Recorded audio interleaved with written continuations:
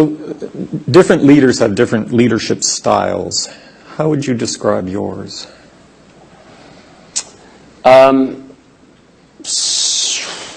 a good question. I think... Or how would others describe yours is maybe that is an even even better question. You'd have to ask them, I suppose. Right. I think it's consensus-based, but it's decisive. So I do try to drive decisions to the extent that I can drive it by getting enough consensus. I'll drive it, but in the end, a decision has to be made, and so I will drive to a decision. It's probably a little bit fearless, meaning I'm willing to take some risk in doing new things. If I believe it's the right direction, I think there's probably too much fear of failure in many instances. And if you're going to be in research, you've got to get over fear of failure because it happens all the time and some things just don't work out. And so I tend to be willing to do that. Here's an example. If you think, when I talk to a lot of colleagues around at other universities and we talk about interdisciplinary, multidisciplinary work, the thing you always hear is, well, so difficult to work out all the bureaucratic issues between departments and to worry about how we're going to deal with tenure and how we're going to inspire young faculty to do this and how they're going to find. And this is just university bureaucracy getting in the way of. They're not arguing that it's not the right thing to do. They believe it's the right thing to do. They let the bureaucracy get in the way. Well, that's a kind of silly way to approach the problem. So my approach isn't that I'd say the bureaucracy can't become a bottleneck. It can become a bottleneck. But we have to think about ways to sweep that out of the way. So I'll tend to take risk. I think anybody would say, too, my leadership style is I get very enthusiastic about the things I believe in.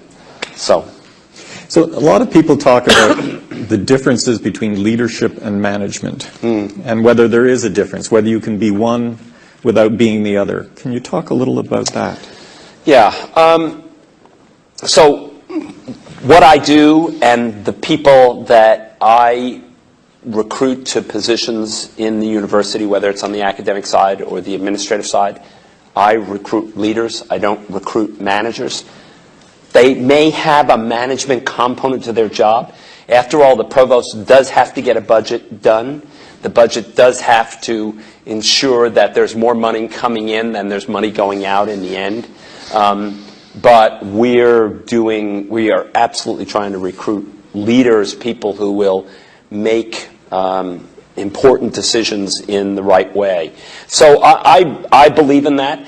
Like many jobs, there are I's to dot and there are T's to cross, and you have to do them, and you have to have a team that can do that. But first of all, if that was the job, you wouldn't need people who really had the skill set to be great leaders. You could get away with people who were paper pushers. The other thing, if that was the job, I wouldn't have any interest in doing it. I'd find it too boring if it was. So. And by the way, I've got a few more questions here, but then we will be opening it up to all of you. So please be thinking about questions you'd like to ask President Hennessy about leadership, preferably. So how did you learn to lead? Did you read books, take courses, have coaches, emulate? It's an interesting trial by fire, probably. I mean, some things I think you can get by osmosis. I think you learn gradually. I actually believe that people who go into leadership roles learn by successively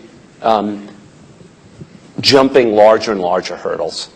The really big hurdles, nobody jumps them on first attempt. They smash into the side of the hurdle and fall backwards. It's very hard to do, particularly because the really tough decisions, there's never unanimity on a tough decision. There are always people who are on the other side of it, and being able to stand back, make the right decision, knowing that with some objective system, that's the right decision for the majority of a community, but that you will disappoint some people. That happens all the time. And so that's a skill I think you learn only by doing. So for me, it was learning first gradually with in my own research group, how to lead with a group of graduate students. And since my work is all in experimental computer science, it really is teamwork. It's really a group of people working together towards a common goal with different responsibilities within the group. But it's about creating that sense of responsibility within the team, because if the project is going to be successful, if we're going to get to building a prototype, let's say, that we can demonstrate that our insights and our innovations are really novel and effective, then everybody's got to do their part. And so you've got to be able to inspire and have a sense that the graduate student team that you've built is committed to one another, because the success of the whole project depends on their ability to make their contribution. So that was a great starting place to learn some of the hands-on leadership.